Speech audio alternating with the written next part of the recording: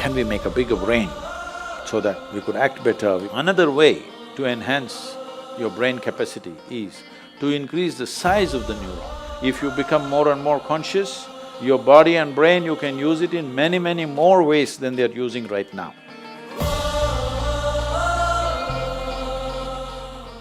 So I'm a big fan of Elon Musk, and he's on interplanetary travel, and that's what's on the card. You also going to Mars? No, not yet. I don't have so much money.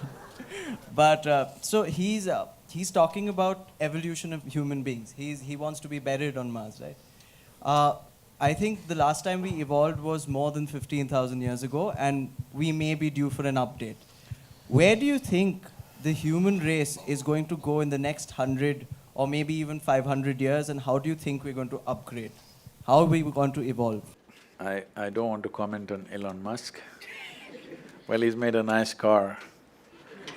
Okay. The first one that he made on the Lotus platform, yeah. So that was faster than a Ferrari, I drove that one.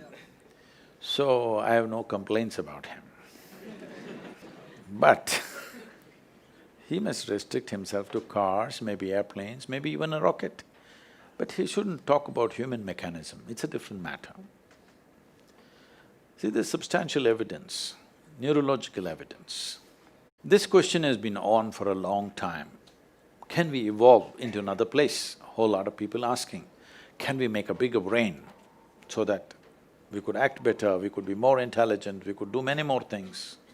So neurologically, certain neurological scientists have explained this. See, if you want to increase the capacity of this brain, one thing is you must pack more neurons. This is how a lot of children are born with excess neurons. Those are the children who are hyper, very brilliant, but hyper and unstable. Well, the moment today doctors see them, they pounce on them, and because medical industry is a big industry, they're always looking for a victim. And pharmaceutical industry is the second largest industry, so they pump something into it, they give some name, ADD, ADH, ABC or XYZ. All the 26 alphabets have been expanded like this.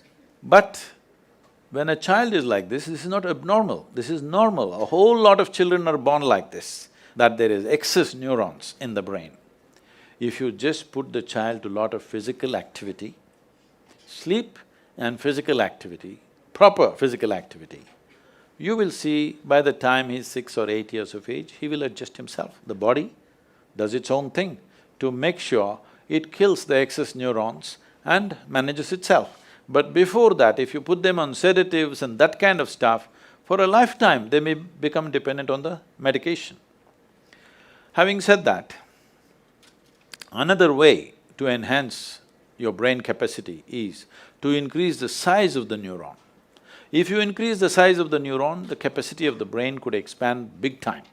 But right now as you sit here in a restful condition, more than 20% of your energy is being consumed by your brain. Your brain is only this much, hardly 2 pounds. This much body consumes only 80%. This consumes 20% sitting here. If you increase the size of the neuron, the kind of energy that it will demand, the body cannot sustain. So this is what the neurological assessment is.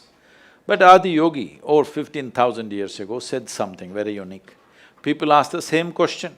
So Adi Yogi said, see, you can learn to use your existing capacities in a much higher way than the way you're using it right now. If you become more and more conscious, your body and brain, you can use it in many, many more ways than they're using right now.